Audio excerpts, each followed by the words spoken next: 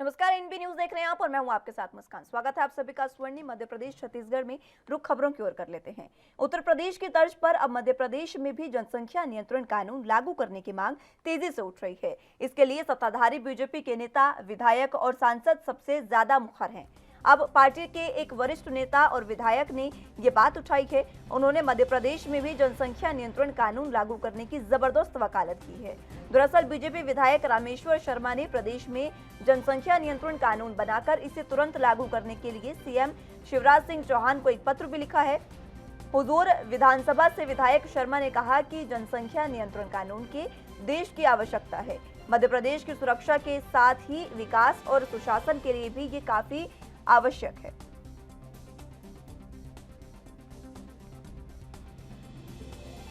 सिंह चौहान जी को पत्र लिखा है और पत्र में ये आग्रह किया है कि मध्य प्रदेश में भी जनसंख्या नियंत्रण कानून लागू होना चाहिए, क्योंकि सुरक्षा, विकास और सुशासन के लिए ये अति आवश्यक है, महत्वपूर्ण कार्य है। क्योंकि जनसंख्या की वृद्धि के कारण लगातार प्रदेश में आबादी का अनुपात दिन प्रतिदिन बढ़ता जा रहा है, जिससे रोजगार का अभाव और खेती की जमीन का भी अभाव होता जा रहा है। इसलिए क्वालिटी और नेशन वाइज नागरिक हों तो ज़्यादा बेहतर है। इसलिए जनसंख्या नियंत्रण पर संपूर्ण देश को एक बार पुनः विचार करने की आवश्यकता है। संपूर्ण देश में ये कानून लागू हो तो ज़्यादा अच्छा है। 5 बीवी 25 बच्चे पैदा करके हिंदुस्तान पे बोझ बढ़ाने का काम बंद करो। हिंदुस्तान के लिए क्वालिटी वाइज और बेस्ट नागरिक दो, जो दुनिया में देश की साख भी बढ़ाए और आपके कुल खानदान का नाम भी।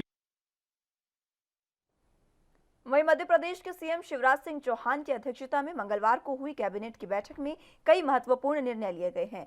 गृह मंत्री नरोत्तम मिश्रा ने बैठक के लिए कई निर्णयों की जानकारी भी दी है। उन्होंने बताया कि भोपाल गैस त्रासदी में जान गंवाने वाले लोगों की कल्याणियों को 1000 रुपये मासिक पेंशन देने का जो निर्णय है उसको अब स्वीकृति दे दी गई है। इंदौर विकास प्राधिकरण द्वारा प्रेस कॉम्प्लेक्स, एबी रोड में विभिन्न समाचार पत्रों को दी गई भूमि अब 2007 की दरों पर फिर से दी जाएगी। जो समाचार पत्र संचालित हो रहे हैं उन्हें ही इसका फायदा मिलेगा। वहीं गौण खनिज नियमों में संशोधन करते हुए अब निजी और सरकारी जमीनों से खनिज परिवहन करने पर अब केवल सिंगल रॉयल्टी ही लगेगी। वहीं सड़कों द्वारा वित्त विकास निगम की 200 करोड़ की गारंटी अवधि 6 माह बढ़ाने का निर्णय भी कैबिनेट में लिया गया।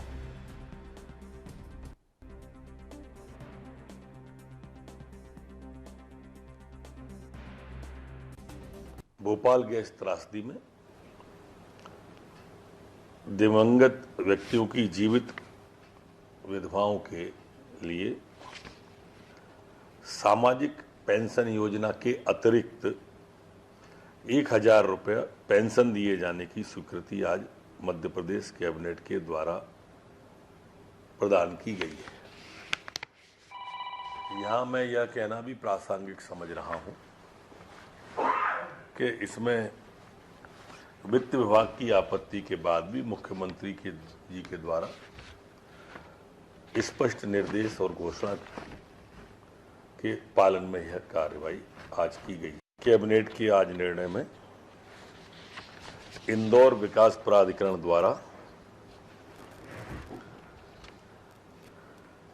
जो प्रेस कॉम्प्लेक्स था उसके समाचार पत्रों को जो भूमि आवंटित थी उसमें जो प्रेस चल रही हैं उन प्रेसों को कंटिन्यू करने के लिए पुराने दर।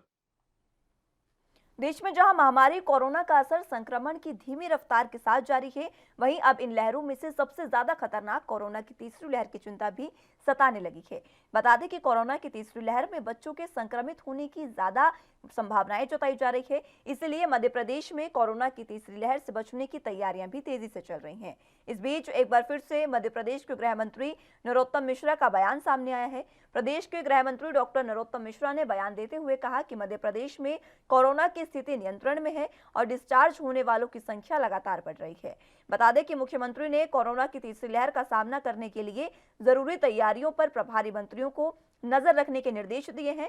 मध्य प्रदेश के गृह मंत्री नरोत्तम मिश्रा ने कहा कि मध्य प्रदेश के सभी जिलों में कुल 176 ऑक्सीजन प्लांट लग रहे हैं और इनमें से 27 प्लांट का काम अब पूरा हो गया है।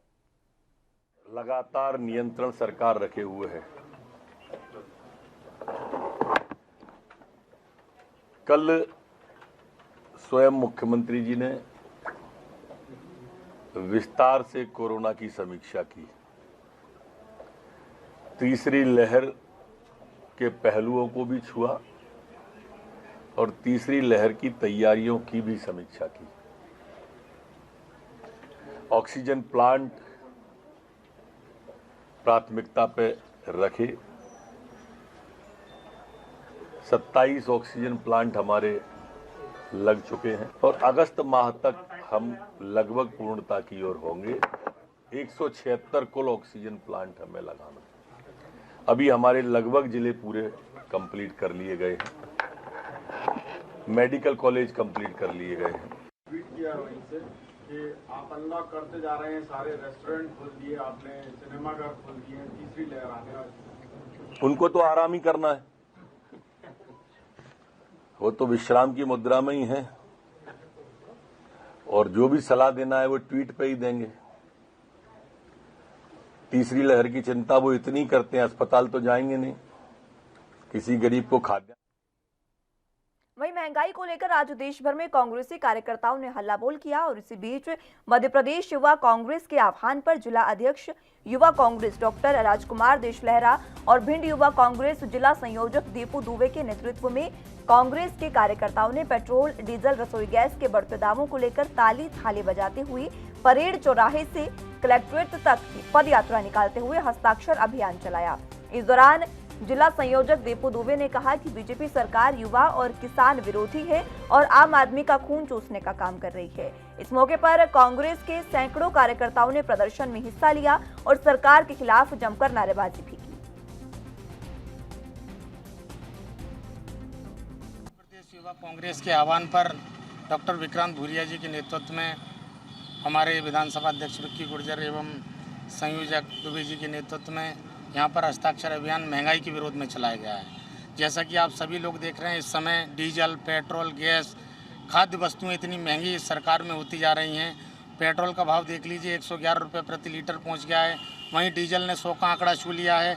इस सरकार में आने से पहले मोदी जी कहते थे कि हम युवाओं को 2 करोड़ रोजगार देंगे। कहाँ हैं आज? कोरोना इस महामारी में मैंने एक सर्वे में पढ़ा है कि लगभग 14 करोड़ लोगों ने रोजगार खोया है। तो रोजगार है ही कहाँ? पढ़ा लिखा युवा डिग्रियां करके भटकता फिर रहा है। तो आज उसी महंगाई के विरोध में सब युवा कांग्रेस के साथियों द्वारा ताली थाली बजाओ आंदोलन की शुरुआत परेड चौराहे से करके और हस्ताक्षर अभियान कार्यक्रम के रूप में यहाँ। वहीं इंदौर पुलिस की सरकारी वेबसाइट को आज हैक कर लिया गया। हैकर्स ने डीजीपी के बाद अब एडिशनल एसपी जोन के सभी अधिकारियों के नाम के आगे हैक्ड बाय मोहम्मद बिल्ला, फ्री कश्मीर और पाकिस्तान जिंदाबाद लिखा।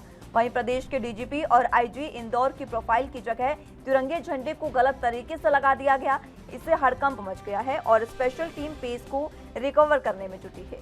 सोमवार को ही मध्य प्रदेश के गृह मंत्री ने पूरे प्रदेश में रेड अलर्ट जारी किया था। हैकिंग की खबर पता चलते ही इंदौर क्राइम ब्रांच की साइबर टीम हरकत में आ गई है और वेबसाइट रिकवर करने के साथ ही हैकर्स की जानकारी जुटाने में भी जुट गई है। तमाम कोशिशें भी की जा रही हैं और इस घटना पर पुलिस के वरिष्ठ अधिकारी मीडिया से कोई चर्चा फिलहाल नहीं कर रहे हैं। मोहम्मद बिलाल नाम का पाकिस्तानी हैकर पहले भी दिल्ली बीजेपी की वेबसाइट को हैक कर चुका है। नवंबर 2019 में दिल्ली बीजेपी की वेबसाइट हैक कर पाकिस्तान और कश्मीर जिंदाबाद लिखा गया था। बड़े शब्दों में लिखा गया था 27 फरवरी याद है ना।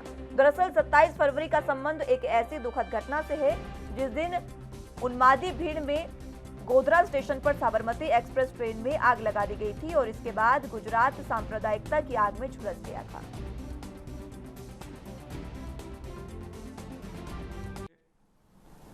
सुरक्षा के मद्देनजर इंदौर और आसपास के जिलों में अलर्ट किया गया है। ज़्यादा पुलिस की सक्रियता बढ़ाई गई है, विजिबिलिटी को ज़्यादा सुदृढ़ किया गया है और साथ ही साथ मुख्य तौर पे जो बीडीडीएस की टीम है, जो संवेदनशील जगह हैं, उन जगहों पे पुलिस की विजिबिलिटी, वहाँ की मौजूदगी बढ़ी है। साथ ही साथ पुलिस की बहुत सारे टीम होती है जो कि सिविल ड्रेस में भी लगातार सक्रिय रहती है, वैसी टीम को भी जगह जगह तैनात किया गया है।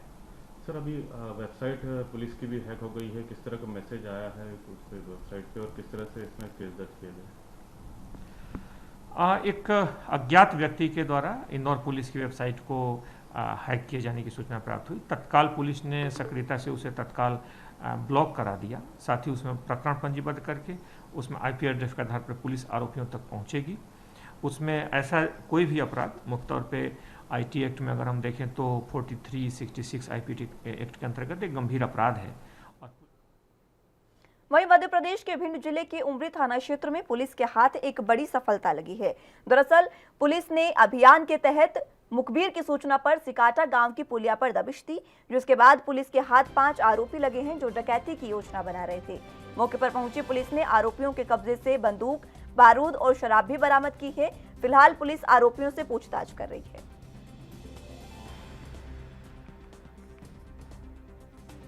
दी थी कि 5-6 लोग वहाँ सिकाटा पुलिया पे इकट्ठे हो रहे हैं जो कहीं भी वारदात करने के लिए से बैठे हैं।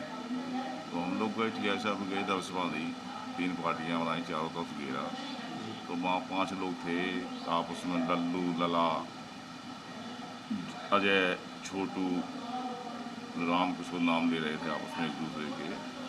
कह रहे थे ये महाकाल जावा के पास पेटों में कोई नया खुल गया, वहाँ डकैती डाल नहीं है, अगर कोई रोकता तो गोली मार देना। चर्चा कर रहे थे।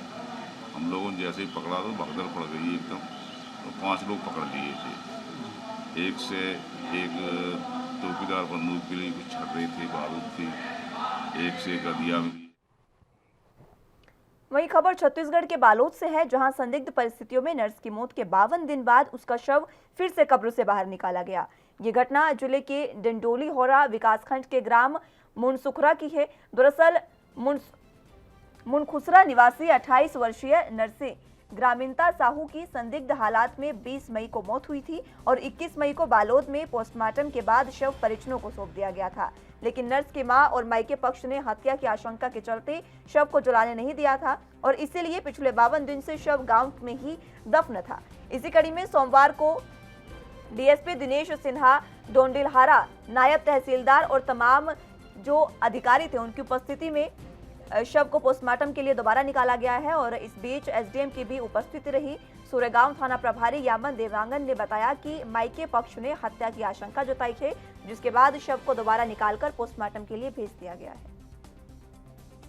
दोबारा पोस्टमार्टम करने हेतु आवेदन दिया था। उनको कुछ मृत्यु को लेकर संदेह है। उस आधार पर एसडीएम डोंडी लोहारा द्वारा तहसीलदार देवरी को इसके लिए नियुक्त किया गया था और आज शव ख़त्म करके शव को मेडिकल कॉलेज रायपुर भेजा गया है, जहां दोबारा पोस्टमार्टम, जो पूर्व में पोस्टमार्टम हुआ था उस पर संदेह है। इस आधार पर दोबारा पोस्टमार्टम के लिए इन्होंने निवेदन किया। वहीं मध्य प्रदेश की शिवपुरी जिला पंचायत के एडिशनल सीईओ के सामने एक मृत व्यक्ति द्वारा उसे जिंदा करने की गुहार लगाई गई है। वहीं एडिशनल सीईओ ने जांच के बाद मृतक को इंसाफ दिलाने की बात कही है। बता दें कि पीड़ित शेर सिंह यादव खनियाधाना के काली पहाड़ी में रहता है, जो पिछले 8 सालों से जिले के अधिकारियों के चक्कर काट रहा है, लेकिन अभी तक शेर सिंह यादव की समस्या का समाधान नहीं हो सका है। दरअसल शेर सिंह यादव का कहना है कि ग्राम पंचायत काली पहाड़ी की सचिव सरपंच द्वारा उसे तमाम आईडी में मृत घोषित कर दिया गया है। साथ ही सरपंच ने भी सत्यापित इसे कर दिया है, जिससे वो परेशान और उसका समाधान अभी तक नहीं हो सका है। वहीं इतना ही नहीं, राशन कार्ड में भी उसे मृतक घोषित कर दिया गया है, जिसके बाद उसे राशन भी नहीं मिल पा रहा है। और इसी मामले पर जिला पंचायत के एडिशनल सीईओ का कहना है कि शेर सिंह यादव ने आवेदन दिया है कि उसे पंचायत द्वारा मृतक घोषित कर दिया गया है। इसकी जांच कराकर संबंधित जो आरोपी है उनके खिलाफ कार्रवाई की जाएगी और पीड़ित की समस्या का समाधान जल्द किया जाएगा। अभी मेरी जानकारी में है, जस्ट आपने बताया, आवेदक भी सामने ही है। इसको आज ही दिखवा के कार्रवाई करता हूँ। तो सर ऐसा क्यों कि सेक्रेटरी ने उसे मृत घोषित कर दिया? इसको तो कागज देखने के बाद ही पता चलेगा समग्र पोर्टल में कैसे नाम डिलीट किए। तो सरपंच ने भी उस पे एक आपको दिया, उसने सत्यापित किया उसको। ये वहाँ जनपद खनियाधाना में दिए होंगे संभावित। तो इसमें कुछ कार्रवाई वगैरह हो सकती है क्या? आज ही देख के कार्रवाई कराऊंगा इसमें। काली पहाड़ी देवपुर। यहाँ कलेक्ट्रेट में काय को आए थे? मृत घोषणा कर दिया सेक्रेटरी ने मेरे लिए। क्या कर दिया? मृतक घोषक। क्यों, तुम कहीं चले गए थे क्या? नहीं, घर पर ही था मैं। तो फिर तुम कोई दुश्मनी तुम्हारा नहीं थी? कोई दुश्मनी नहीं था। अच्छा, आपने सेक्रेटरी से कहा कि मेरे को मृत घोषित कर दिया? हाँ, किया है। क्या कहा? बस ऐसे ही कह रहा है, कहाँ जुड़ जाएगा, नाम जुड़ जाएगा। अच्छा, कितने दिन हो गए आपको? 2013 में स्वर्गीय कर दिया। तुमने शिकायत करी थी कहीं पर इसी कलेक्टर वगैरह के लिए? एक बार और आया था साहब, कलेक्टर साहब से बोला था आपने? तो जो जन सुनवाई। भले ही सरकार भ्रष्टाचार मुक्त प्रदेश बनाने का दावा करती हो, लेकिन सरकार के प्रतिनिधि और अधिकारी मिलजुल कर सरकारी खजाने का बंदरबाट कर रहे हैं। कुछ ऐसा ही मामला रीवा जिले के हनुमाना जनपद अंतर्गत ग्राम पंचायत पैपखार से सामने आया है, जहां मनरेगा के माध्यम से 146 मजदूरों का फर्जी मस्टर दिखाकर सरकारी खजाने से राशि आहरित करने की जानकारी सामने आई है। ग्राम पंचायत पैपखार के सरपंच नरेंद्र पांडे ने सीधे मऊगंज विधायक प्रदीप पटेल और आरईएस विभाग पर मिलकर करोड़ों का गबन करने का आरोप लगाया है। ये रोड बराव प्रधानमंत्री सड़क से फूल बजरंग सिंह तक जा रही है। ये रोड को विधायक जी हमारे द्वारा खुद हम 65,000 रुपये नकदी लगा के स्वयं के पैसे से अपनी गौशाला तक फूल बजरंग सिंह के सीमा तक खुद रोड बनवाया। विधायक जी बोले कि बना दीजिए आप, हम आगे देखेंगे, आपको रोड दिलवाएंगे। ना हमें रोड मिली। अभी पता चल रहा है कि हमारे पंचायत से 146 लेबर निकले हैं। हमारे पंचायत में एक भी लेबर नहीं लगे हैं। कहाँ के लेबर हैं? कागज में लगे हैं, विधायक जी लगाए हैं, उनके आदमी लगाए हैं, विभाग लगाया है, ये जानकारी नहीं है। आपकी ग्राम पंचायत कोई लेबर नहीं है, झूठ बोल रहे हैं। अभी एक डंपर लगा है, उसी से कुछ लोग सामग्री गिरा रहे हैं। मजदूर आज तक लगे ही नहीं है रोड में। तो मास्टर कहाँ से जारी? मास्टर ये लोग सब चोरी से कर रहे हैं। मनरेगा का पैसा है, सब फर्जीवाड़ा चल रहा है, सीधी बात है। किसके द्वारा चल रहा है? विधायक जी के द्वारा चल रहा है, उनके आदमियों के द्वारा चल रहा है कि आरईएस के द्वारा चल रहा है? हमारे पंचायत में कोई। वहीं छत्तीसगढ़ की राजधानी रायपुर में सेक्स रैकेट का बड़ा खुलासा हुआ है। रायपुर पुलिस ने 2 अलग-अलग जगहों पर कार्रवाई करते हुए देह व्यापार से जुड़ी दर्जन भर महिला समेत 5 पुरुषों को गिरफ्तार किया है। इस दौरान पुलिस को देखकर एक युवती दूसरे माले से कूद गई, जिसे इलाज के लिए अस्पताल में भर्ती करवाया गया। रायपुर पुलिस ने कोतवाली और गंज थाना क्षेत्र में सेक्स रैकेट का भंडाफोड़ किया है। गंज थाने के होटल साईराम से 4 महिलाओं समेत 1 पुरुष और 1 दलाल की गिरफ्तारी की गई है। इसके अलावा कोतवाली इलाके के टैगोर नगर से 7 महिला समेत 1 पुरुष को गिरफ्तार किया गया है। कोतवाली इलाके के पुलिस की दबिश देखकर एक युवती दूसरे माले से कूद पड़ी। युवती को गंभीर हालात में अस्पताल में भर्ती कराया गया और पुलिस आगे की कार्रवाई में जुट गई है।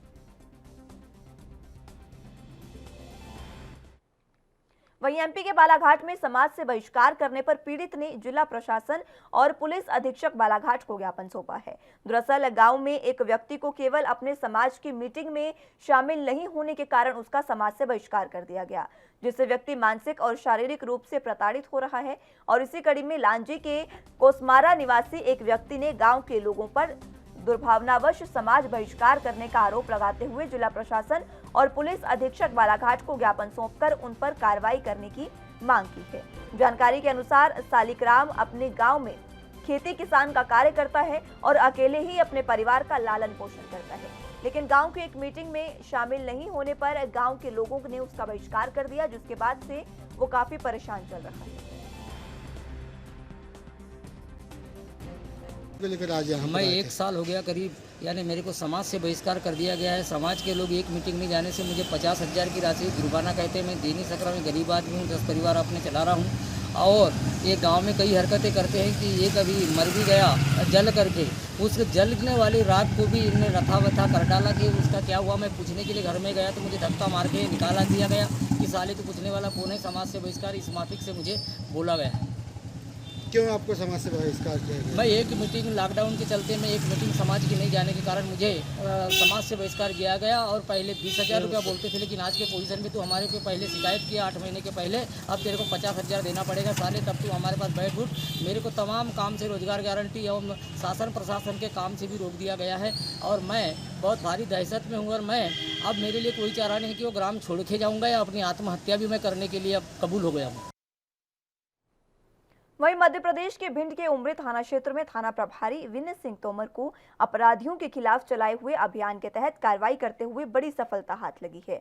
भिंड एसपी मनोज कुमार के निर्देश पर एएसपी कमलेश कुमार के मार्गदर्शन में चलाए जा रहे धरपकड़ अभियान के तहत उमरी पुलिस ने सिकाटा गांव की पुलिया पर दबिश दी, जिसमें पुलिस ने 5 आरोपियों की डकैती की योजना बनाते हुए धर दबोचा। साथ ही आरोपियों के कब्जे से एक बंदूक समेत एक 315 बोर की अदिया, एक 315 बोर का कट्टा, 315 बोर के 5 जिंदा कारतूस और अन्य आपराधिक सामानों को जब्त कर आरोपियों से पूछताछ में पुलिस जुट गई है।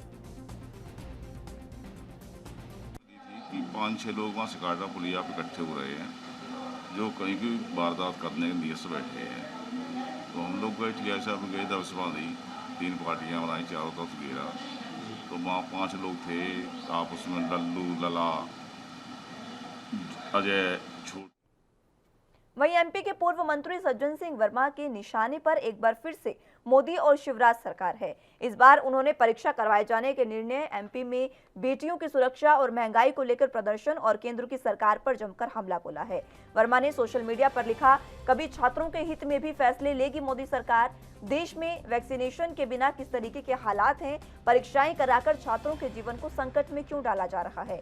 महंगाई को लेकर सज्जन सिंह ने कहा कि मोदी जी की मार्केटिंग के चक्कर में देश की आम जनता महंगाई से त्रस्त हो गई है। गृहिणियों का रसोई का बजट भी बिगड़ गया है। वहीं प्रदेश सरकार को भी उन्होंने घेरते हुए पोस्ट किया है, प्रदेश में बच्चियों पर अत्याचार हो रहे हैं। ऐसी स्थिति में एक और प्रदर्शन की बेटी निर्भया बन रही है। आखिर कब शिवराज की नींद खुलेगी और कब प्रदेश बच्चियों और महिलाओं के लिए सुरक्षित होगा।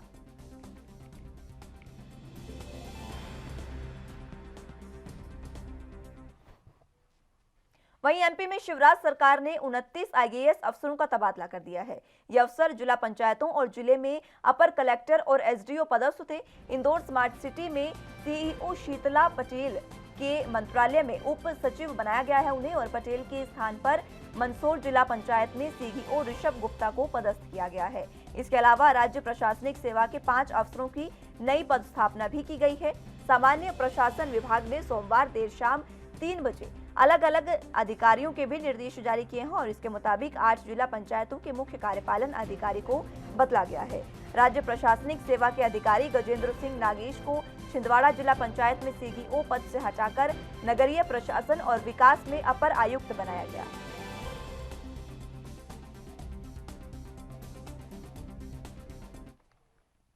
वहीं मध्य प्रदेश सरकार के गृह विभाग के 150 निरीक्षक से कार्यवाहक डीएसपी की पोस्टिंग के आदेश जारी कर दिए गए हैं, जिसके चलते लंबित पड़े गंभीर मामलों की जांच अब तेजी होगी उसमें। और दरअसल गंभीर मामलों की जांच में जांच अधिकारी डीएसपी रैंक के अधिकारियों को बनाया जाता है। प्रमोशन में आरक्षण का मामला सुप्रीम कोर्ट में लंबित होने के चलते राज्य सरकार ने पुलिस अधिकारियों और कर्मचारियों को प्रमोशन देने का रास्ता निकाला, जिसके तहत अधिकारियों और कर्मचारियों को एक ऊपर पद पर कार्यवाहक के तौर पर पदस्थ करने का निर्णय लिया गया।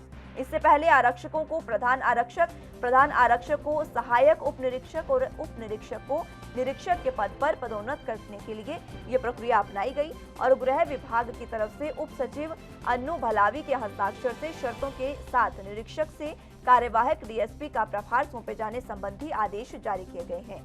ऐसे में प्रभार सौंपे जाने संबंधी कोई न्यायालय कोई विवाद उत्पन्न होता है तो उस विवाद का निराकरण पुलिस मुख्यालय स्तर पर किया जाएगा।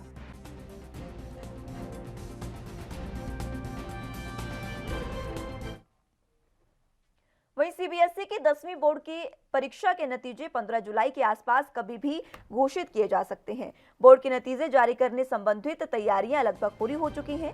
सीबीएसई के क्षेत्रीय ऑफिस के सूत्रों ने बताया है कि 15 से 17 जुलाई के बीच नतीजे घोषित किए जाने की जानकारी मिल रही है। गौरतलब हो कि कोविड संक्रमण के चलते अप्रैल के पहले सप्ताह में 10वीं एग्जाम को रद्द कर दिया गया था और इसके बाद बोर्ड ने मूल्यांकन मानदंड जारी किया था। इसके मुताबिक इवैल्यूएशन क्राइटेरिया के हिसाब से 10वीं के छात्रों का मूल्यांकन 100 अंकों के आधार पर किया जाएगा और 20 अंक इंटरनल असेसमेंट के दिए जाएंगे। स्कूलों की ओर से छात्रों के इंटरनल असेसमेंट सीबीएसई बोर्ड की तरफ से भेजे भी जा चुके हैं और बचे हुए 80% जो अंक हैं वो छात्रों को उनके शिक्षण सत्र के हिसाब से परीक्षाओं के आधार पर दिए जाएंगे। सीबीएसई के स्कूलों को 10वीं के अंक जमा करने का काम 30 जून तक चला और उनसे अंक अपलोड करवाए गए थे। ये काम 11 जून को संपन्न हो जाता, लेकिन अंक जमा करने की तारीख 30 जून तक बढ़ाए जाने से अब रिजल्ट बनने की स्थिति आ गई है।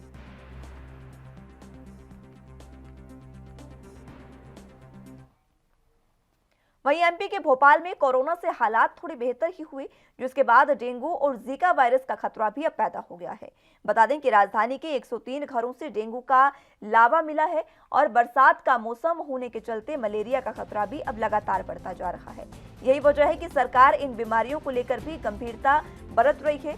केरल में जीका वायरस के मामले लगातार तेजी से बढ़ रहे हैं, जिसके बाद पूरे प्रदेश सहित एमपी में भी अलर्ट है।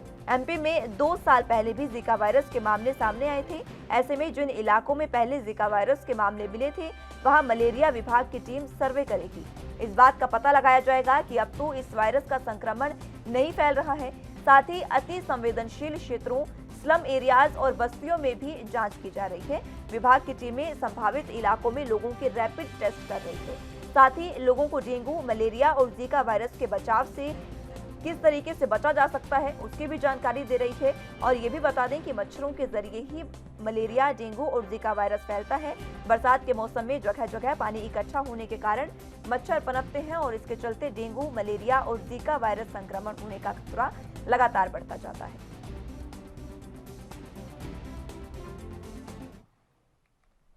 जिस सिस्टम से पूरे मध्य प्रदेश में झमाझम होने वाली थी, वो अब काफी तेजी से मूव करके आगे बढ़ गया है और गुजरात पर छा गया है। इसकी वजह से हवा की दिशा और तापमान में बढ़ोतरी हुई है। यही कारण रहा कि इंदौर सहित पूरे प्रदेश में एक साथ घटाएं छाकर बरस नहीं सकी। आधा जुलाई बीत जाने के बाद ये मानसून आया, लेकिन अभी भी बारिश टुकड़ों में हो रही है। एक और सिस्टम 18-19 जुलाई को डेवलप हो रहा है और इससे झमाझम की आस है। मौसम विभाग ने 11 जुलाई से प्रदेश भर में अच्छी बारिश की संभावना भी जताई है, लेकिन बारिश तो हवा से उड़ गई है। मौसम एक्सपर्ट्स का कहना है कि तापमान में बढ़ोतरी के साथ हवाओं की गति और बदलती दिशा के कारण बारिश एक जैसी नहीं हो पा रही है और अभी कुछ दिन पूरे प्रदेश में बारिश तो होती ही रहेगी, लेकिन टुकड़ों में। वहीं मौसम वैज्ञानिकों का कहना है कि एक कम दबाव का क्षेत्र बंगाल की खाड़ी और दक्षिण ओडिशा में, इसी के साथ उत्तरी आंध्र प्रदेश के तट पर भी बन गया है और इसके अलावा 2 सिस्टम और बने हैं जो मौसम को प्रभावित कर रहे हैं।